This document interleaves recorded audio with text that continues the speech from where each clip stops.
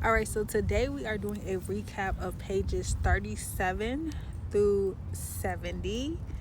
And the first topic I would say, it kind of goes along with what's going on in society today, which is DEI. But his version of DEI was delusion, entitlement, and idiocracy. And I heavily agree with the entitlement.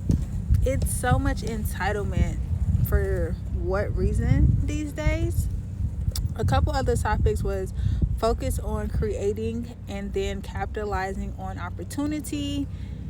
He also touched on a little bit of politics, discussing Kamala and Hillary Clinton.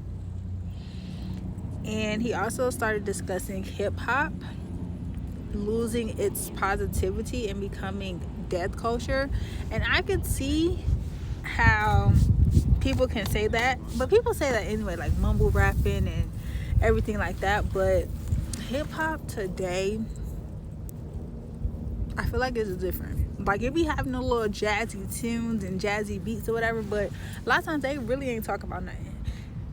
It's in terms of mainstream hip hop.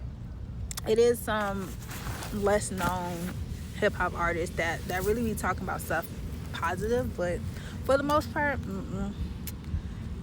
And so it was really interesting because he was saying that he used to be like a dream killer for people, and a dream killer in a way of helping you be realistic.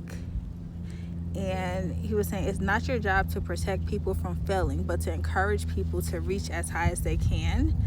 And it gave an example of astronaut kid. I think he got this from like his therapist or somebody he was talking to, and they were like, when a child comes up to you and says something like, oh, I want to be an astronaut when I grow up, it's not your job to be like, oh, you can't do that.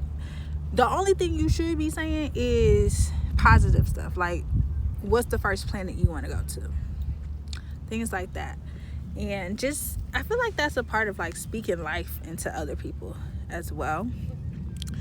And the last thing, and one of the reasons that I decided to come outside today, was he suggested practice grounding and tree hugging. So I used to practice grounding when I had my house and I had a nice large backyard, but now not so much. We moved to the city, and yeah, so I'm out here so I could do some grounding and hug a tree. I've never hugged a tree, and we're gonna see how that experience is, y'all.